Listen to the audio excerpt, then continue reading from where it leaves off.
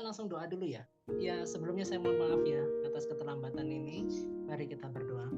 Tuhan Yesus, ampuni hamba-Mu Tuhan tentang keterlambatan ini. Terima kasih buat kasih setiamu. Kami siap untuk mendengarkan firman-Mu Tuhan.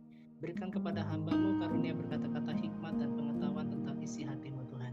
Terima kasih, persiapkan kami semua menjadi bejana yang indah di hadapan-Mu. Demi nama Bapa dan Putra dan Roh Kudus, kami berdoa dan mengucap syukur. Haleluya. Amin. Ya, oke. Bapak Ibu, saya langsung mengajak kita di dalam Sefanya pasal yang ketiga, ayat yang ke-12 sampai ke-13.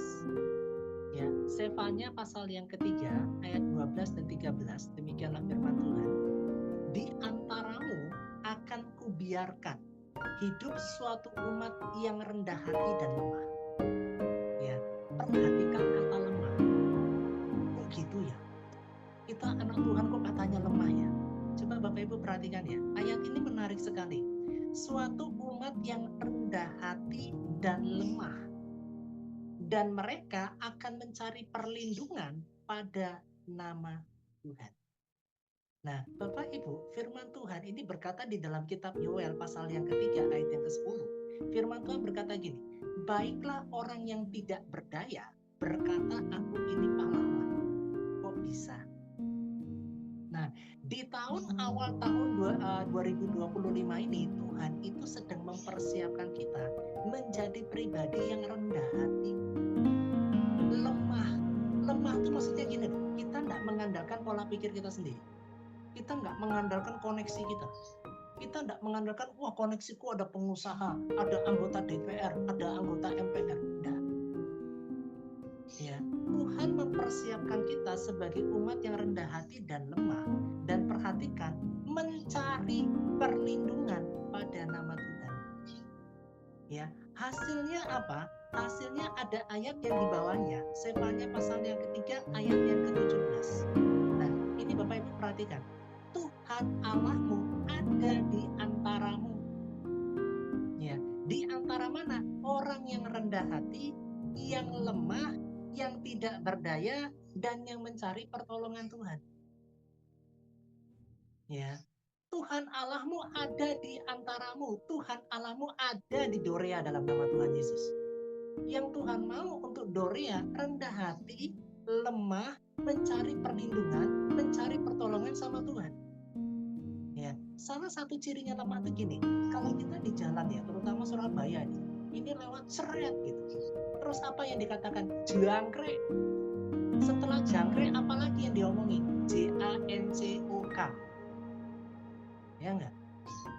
Nah, pengertian dari kata lemahnya ini, daging kita ini harus lemah. Ego kita ini harus lemah. Yang mencari perlindungan sama Tuhan.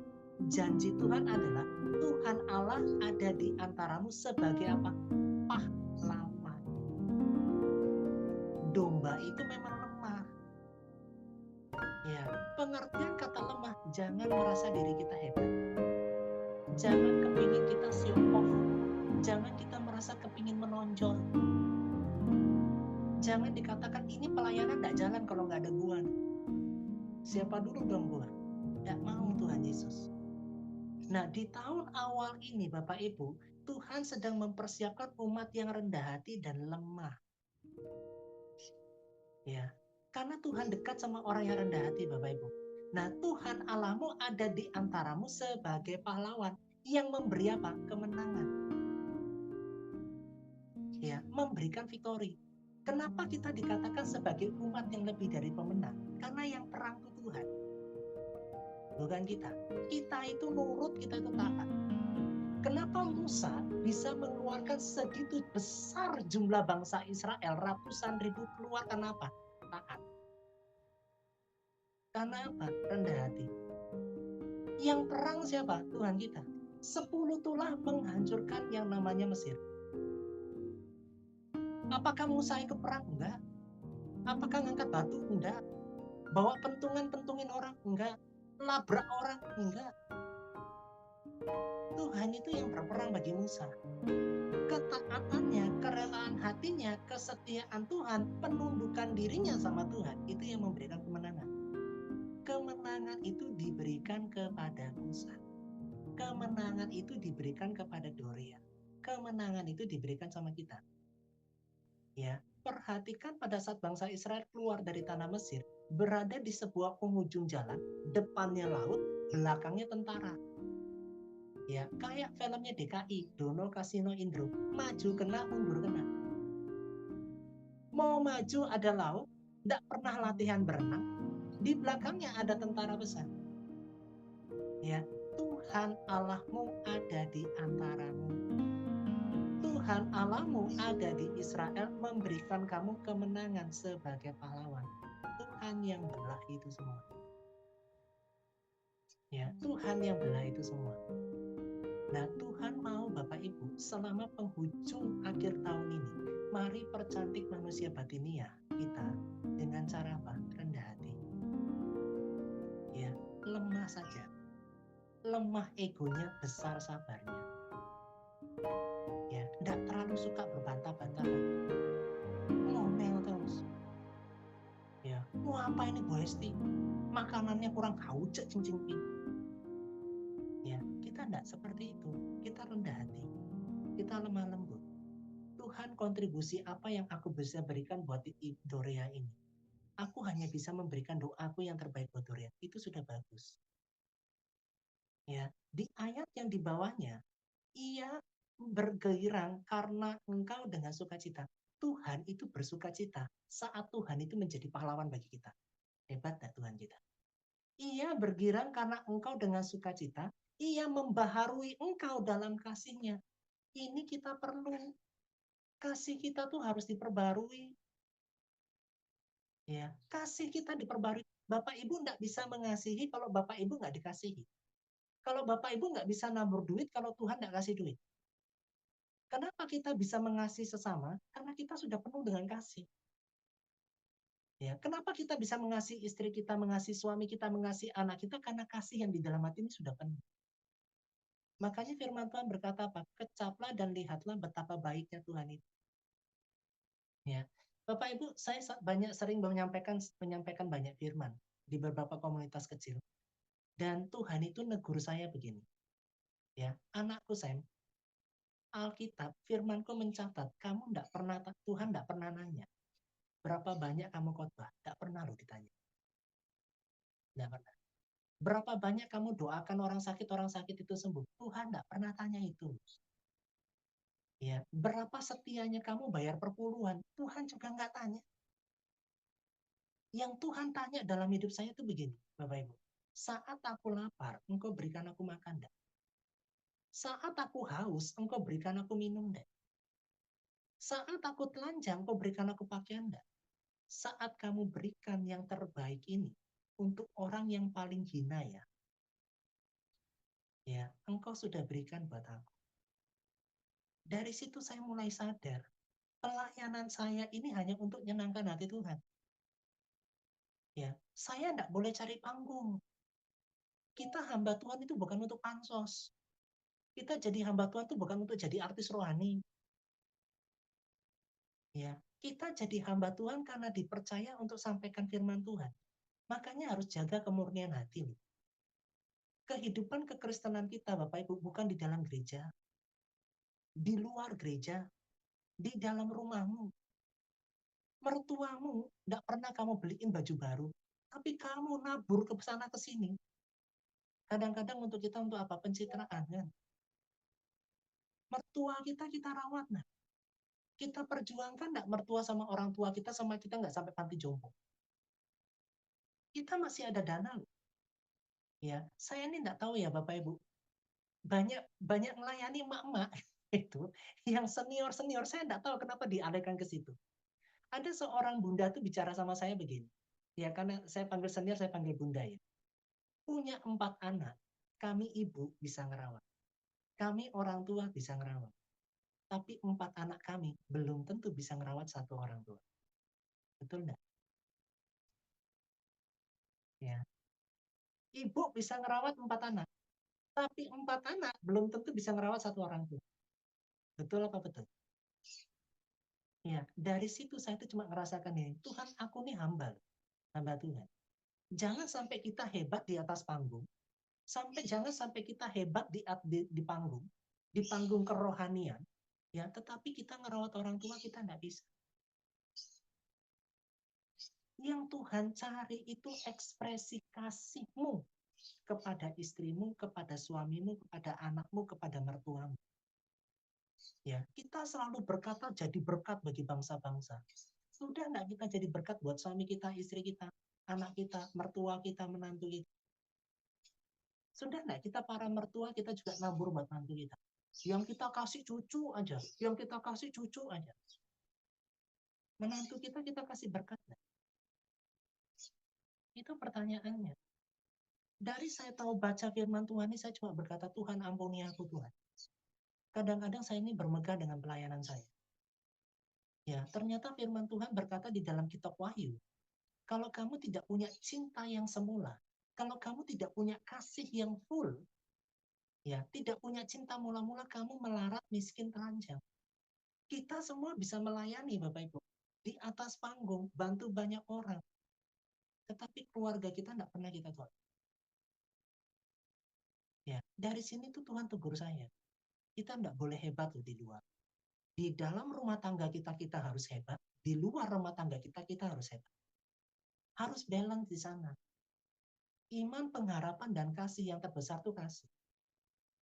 Kalau kita masih di Yayasan Dorea yang Tuhan pakai ini untuk mempertajam sama kita, ya, terus masih kita dikasih tugas kamu jadi aser, ya, kita masih komplain. Bu Hesti nggak tahu siapa gua ya. Aduh, kita masih punya ego loh. Itu yang Tuhan mau di tahun ini, kita harus percantik manusia batinnya saya. Manusia batinnya kita masing-masing. Saya setiap baca firman itu saya koreksi hidup saya. Aduh Tuhan, saya ini udah berkenan belum? Yang teman-teman harus punya mindset gini. Setiap teman-teman melayani, apakah pelayananku tuh menyenangkan hati Tuhan? Apakah pelayananku aku masih pakai topeng? Setiap saya dikasih melayani gitu ya, saya tuh mulai berpikir, Tuhan hidupku ini berkenan enggak? Pelayananku tuh bagaikan dupa yang harum di hadapan Tuhan enggak? Tuhan loh yang tahu kehidupan saya. Bapak Ibu enggak tahu kehidupan saya. Yang tahu istri dan anak saya. Ya, Bapak Ibu enggak tahu kehidupan saya. Istri saya tegur saya, Bro, yang tahu buruk-buruknya koko tuh aku istrimu tuh. Yang nyeleneh-nyelenehnya koko tuh aku yang tahu kok istrimu. Ya, saya cuma berkata, Tuhan tolong hambamu. Ya, kita harus balancing Bapak Ibu. Tuhan pakai suami kita, Tuhan pakai istri kita, Tuhan pakai anak kita, itu sebenarnya untuk mempercantik manusia batinnya kita. Tuhan pakai Dorea ini untuk mempercantik manusia diri kita. Bersihkan pakaianmu.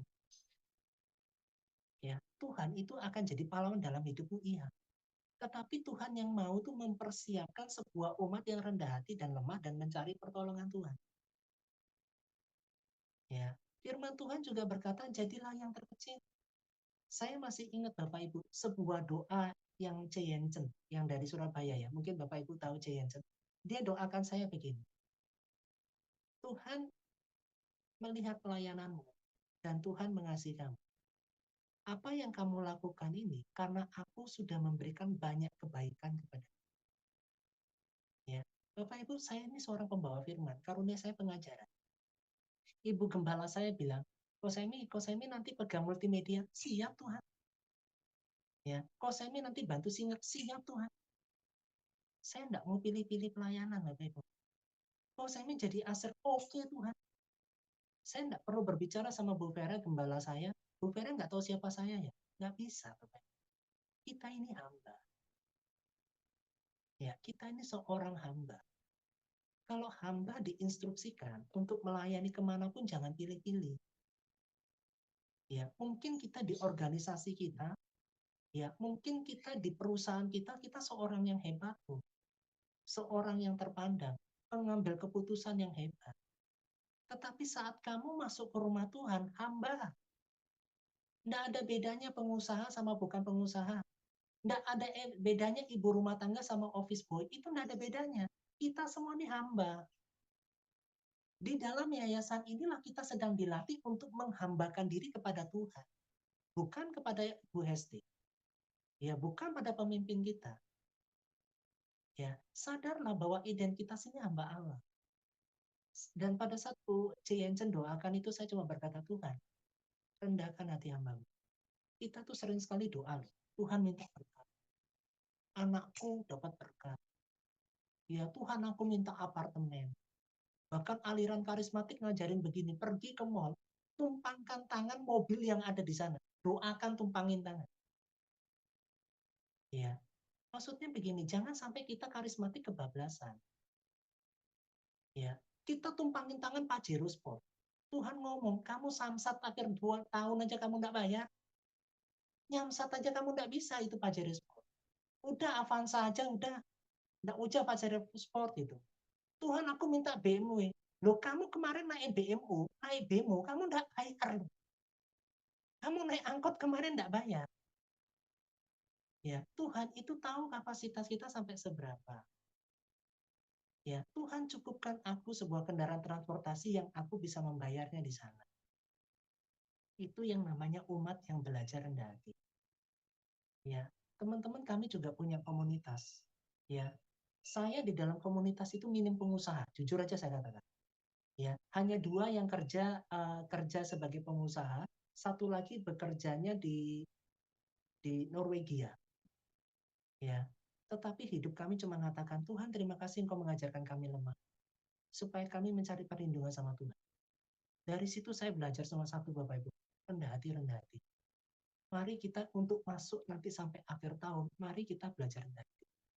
Ya, nah yang menjadi problemnya begini Bapak Ibu, Tuhan itu pakai situasi kondisi, termasuk finansial kita yang tidak baik-baik saja, untuk mempercantik manusia batinnya kita. Maunya Tuhan apa? Coba Bapak Ibu kita buka di dalam Yosua, pasal yang ke-1, ayat 7, 8, dan 9. Kitab Yosua, pasal yang pertama, ayat 7, 8, dan 9.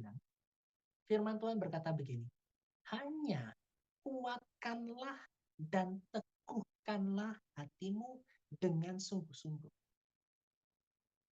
Ya ampun Tuhan, di dompetku hanya uang sekian, puji Tuhan, haleluya. Ya, kuatkanlah dan teguhkanlah hatimu dengan sungguh-sungguh, bertindaklah hati-hati sesuai dengan seluruh hukum yang telah diperintahkan kepadamu oleh hambaku Musa. Janganlah menyimpang ke kanan, jangan menyimpang ke kiri, supaya engkau beruntung kemanapun engkau pergi. Fokuslah Tuhan, situasi kondisi yang saat ini aku jalani ternyata untuk mempercantik manusia batinnya aku. Ternyata Tuhan sedang menunjukkan aku kapasitas rendah hatiku udah sampai mana. Ya, Bapak Ibu pernah Tuhan Yesus ngajarin kalian belajar untuk sabar? Ya, bagaimana reaksinya? Terus dodo. Waduh, sabar rek. Anak buahku rek, ya ampun, ya Allah, gitu kadang-kadang. Ya, kipas-kipas gitu. Kuatkan dan teguhkanlah hatimu, jangan nyimpang.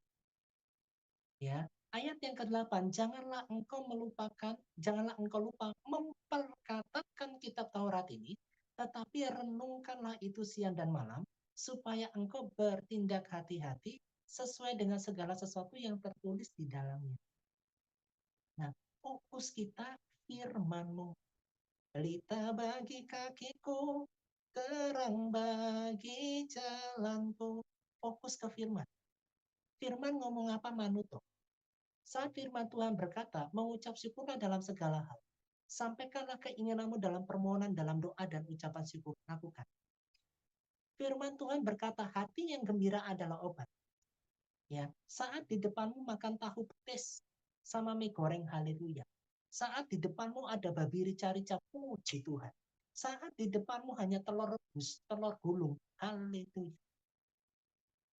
Manuto sama firman Tuhan. Ayat yang ke-9 ditegaskan lagi Bapak Ibu. Bukankah telah kuperintahkan kepadamu, kuatkanlah dan teguhkanlah hatimu. Hai jiwaku, pujilah Tuhan. Janganlah terkecut dan tawar hati, sebab Tuhan Allahmu menyertai engkau kemanapun engkau pergi. Bapak Ibu, kemanapun Bapak Ibu pergi, Tuhan bersama. Janji Tuhan di tahun ini, Sefanya pasal 3 ayat 17, Bapak Ibu perkatakan ayat ini ya. Tuhan akan menjadi pahlawan yang memberikanku kemenangan. Ya, pegang ayat Sefanya 3 ayat 17. Syaratnya, Sefanya 3 ayat 12. Sebuah umat yang rendah hati dan lemah dan mencari pertolongan Tuhan. Disalahpahami, Tuhan aku disalahpahami. Jangan labrak orangnya. Ya, jangan ngomong lu nggak tahu siapa gua ya. Waduh. Ya. Akhirnya hamba Tuhan apa? Pasang sewa bodyguard. Ya ampun Tuhan. Bodyguard kita tuh malaikat. Kita tuh sebenarnya hamba Tuhan tuh nggak perlu bodyguard. Kita tuh hidup damai dengan semua orang. Disalahpahami ya iya. Dipandang sebelah mata ya iya. Disalahpahami sama jemaat juga salah. Pakai baju bagus ini hamba Tuhan makan perpuluhan. Pakai jam tangan yang Casio, merek kasih orang, dikasih Tuhan, itu juga dikomplain. Hamba Tuhannya kurus, wah ini kurang berkat. Hamba Tuhannya gemuk, ini makan perpuluhan. Banyak loh kami kena itu. Ya, banyak loh Bapak Ibu. Bahkan ada sebuah akun Bapak Ibu, bayangin ya, ada sebuah akun itu searching. Dari ujung rambut sampai ujung kaki di searching. Jasnya merek apa, sepatunya merek apa, sabuknya merek apa, itu ada loh. Gitu. Kami ini bukan kaya secara materi, kami ini kaya dalam kasih karunia Tuhan. Ya, makanya Bapak Ibu sederhana cuma satu. Kalau kita melihat hamba Tuhan itu tidak pada pandangan mata kita, berlutut berdoa. Jadi pribadi yang lemah lembut. Tuhan, aku tidak mau menghakimi hambamu, siapapun dia. Tetapi Tuhan utuslah hambamu yang lain untuk tegur dia. Supaya kita bertindak hati-hati dengan perkataan kita. Hati-hati. Ya, Bapak Ibu ini yang sering terjadi di lapangan. Bapak saya tutup dengan kisah Ahitofel. Ahitofel ini saudara dari Betseba dan Uria. Betseba, Daud jatuh dengan Betseba. Uria meninggoy karena ulahnya Daud. Ahitofel membalas. Ya, apa yang terjadi? Ahitofel gantung diri. Dia tidak puas, sangat tidak puas kalau Daud itu tidak up. Kadang-kadang kita jengkel sama pemimpin kita. Kadang-kadang kita jengkel sama, tapi kita tidak puas kalau bisa sampai dipecat. Ya, tapi kalau hamba Tuhan dan pemimpin Tuhan itu bertobat, kita masih attack, itu bahaya bagi kita. Ahitofel mati karena bunuh diri. Kedengkian kita, kemarahan kita sama hamba-hamba Tuhan tertentu, itu membuat rohani kita mati. Jangan menjadi pribadi yang Ahitofel. Mereka sudah punya hukumannya. Kita jangan berlebih. Itulah yang namanya kita lemah. Menyerahkan pembalasan itu kepada Tuhan. Saya tidak tahu Bapak Ibu, apakah ada yang kecewa dengan pemimpin? Ada yang kecewa dengan gembala sidang? Ada yang kecewa dengan gembala pun? Saya cuma sampaikan cuma satu. Jadi pribadi yang lemah. Berlutut saja, tidak usah cerita kemana-mana, cerita ke Tuhan. Kupingmu akan mendengar bahwa orang yang menyakitimu Tuhan sudah tegur. Ya, jangan minta lebih. Kesaksian yang terakhir Bapak Ibu, ada seorang perempuan, seorang ibunda, dia kerja di koperasi. Ya, kerja di koperasi, namanya rusak. Apa yang dilakukan sama ibunda ini? Masukkan di koran. Ya, masukkan di koran. Harus memperbaiki nama baik saya. Saya minta 1,2 M. Saya sudah ngomong sama ibunda ini. Bunda, namamu yang rusak Tuhan pulihkan. Perusahaanmu sudah mengganti, mau mengganti. Jangan masukkan koran, jangan masukkan media, jangan tuntut berlebih. Tidak mau dengar. Karena apa? Tidak lemah lembut, tidak rendah hati. Tidak terima saya. Ya, apa yang terjadi? Untuk bayar pengacara, dia tidak sanggup. Dia ngutang. Dan kasusnya berkepanjangan terus 1 tahun, 2 tahun, sampai 3 tahun. Ya, itulah yang namanya spirit Ahitofel. Jangan terlalu berlebih untuk mempunishment seseorang. Jangan. Ya, kita harus pribadi rendah hati, lemah, dan mencari pertolongan sama Tuhan.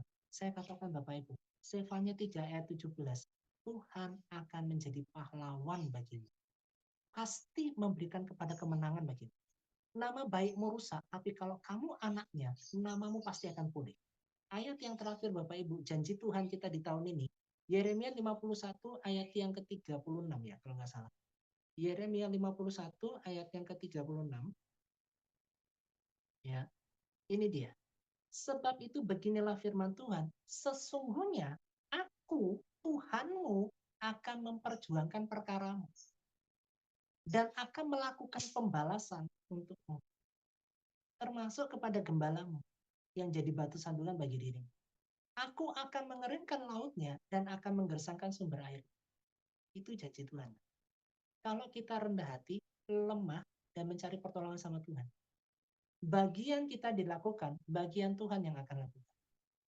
Tuhan Yesus memberkati, ekspresikan kasih-Mu selalu jadi berkat, mulai dari dalam rumah ya, jangan jauh-jauh ke luar negeri. Ya, berkati menantumu, berkati mertuamu, berikan pakaian baru, sayangi mereka. Tuhan Yesus pasti menyertai kalian. Janji Tuhan iya dan amin. Mari kita berdoa. Tuhan Yesus, hamba berdoa Bapa, hamba sudah sampaikan apa yang menjadi isi hatimu. Hamba cuma berdoa Tuhan, persiapan kami menjadi umat yang benar-benar rendah hati. Kami tidak mau menonjol, kami tidak mau pansos, kami tidak mau merasa diri kami hebat, kami tidak mau merasa kami sebagai orang yang punya hikmat Tuhan tinggi, tidak pernah mau merasakan bahwa lebih rohani daripada jemaat kami. Ampuni kami Tuhan, kadang-kadang kami sebagai hamba Tuhan tidak menjadi berkat. Bahkan kami menjadi batu sandungan bagi mereka. Di awal tahun ini, hamba meminta ampun daripadamu Tuhan. Bersihkan hati kami para pemimpin-pemimpin Tuhan. Dan juga berkati umat-umatmu yang di tempat ini dengan rendah hati, lemah, dan mencari pertolongan sama Tuhan. Karena kami tahu, saat kami melakukan bagian kami, Engkau akan bela perkara kami. Engkau akan memperjuangkan perkara kami. Engkau yang akan memberikan kepada kami kemenangan. Kami pegang janji-Mu. Bahkan hamba berdoa di dalam nama Tuhan Yesus. Nanti di bulan Desember, teman-teman di Doreni akan bersaksi apa yang Tuhan sudah buat dalam hidupnya 1 tahun di 2025 ini. Menyaksikan di tempat Dorea masing-masing bahwa firman-Mu iya dan amin. Saat kami menghidupi firman-Mu, ada perkara ajaib yang Tuhan kasih. Demi nama Bapa dan Putra dan Roh Kudus, hamba memberkati umat-Mu dengan kemurnian hati, dengan kerendahan hati, dengan lemah, dan mencari pertolongan dari Bapa Surgawi. Di dalam nama Bapa, Putra, dan Roh Kudus kami berdoa dan bersyukur. Amin.